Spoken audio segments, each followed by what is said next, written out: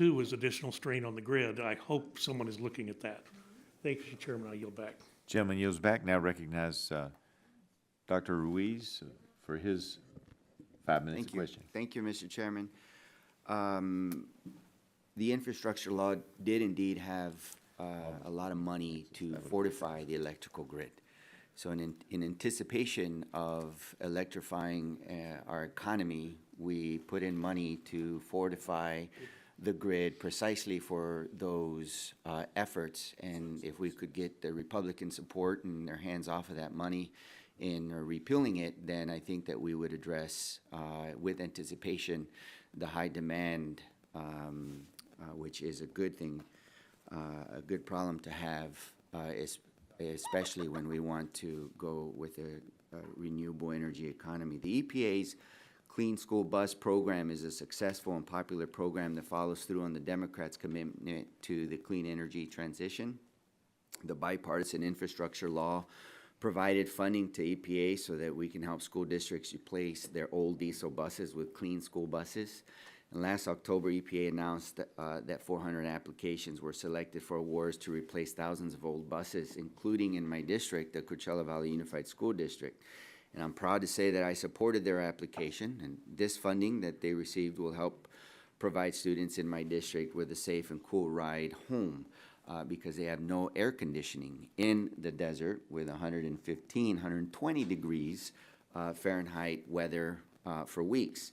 This is essential for students in my district where, of course, temperatures can reach extreme levels, and it is imperative that students have school buses equipped with air conditioning. Additionally, not only is this program helping us fight to protect our children from heat-related illnesses, but it also will help us address climate change by fighting for the health of our environment. Early evidence is promising as schools realize projected cost savings by not having to entirely rely on diesel and gas-powered school buses. This is important for rural and impoverished schools. Unfortunately, today I've heard incredibly misleading statements about how the bipartisan infrastructure law requires the EPA to administer the clean school bus funds.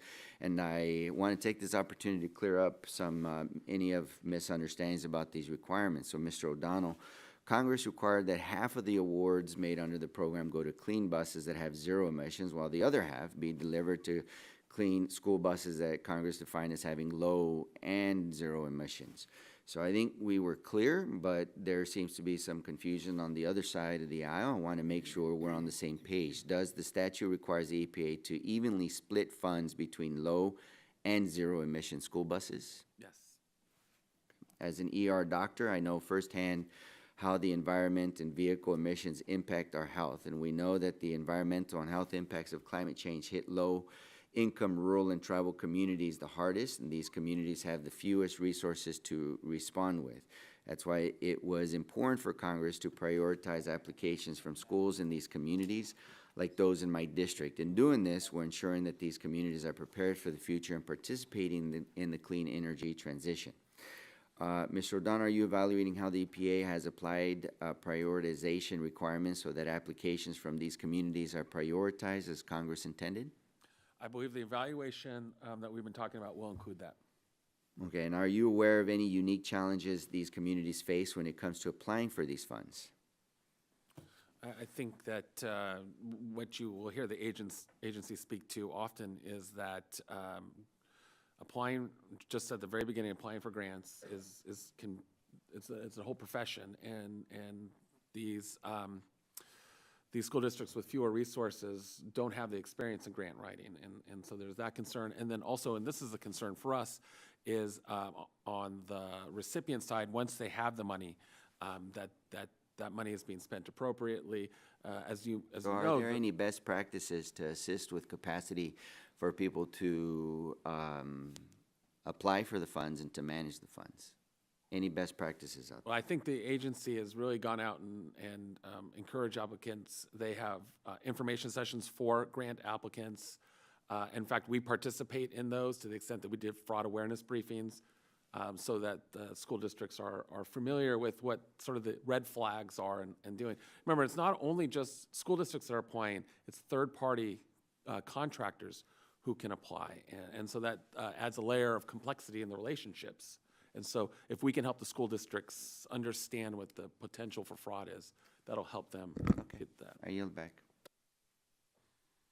Gentleman yields back. Now recognize the gentleman from Alabama, Mr. Palmer, for his 5 minutes of questioning. Thank you, Mr. Chairman. Let me push this back a little bit. I think it's a little overcharged. One of the things I want to point out is that we're incentivizing state and local school districts to purchase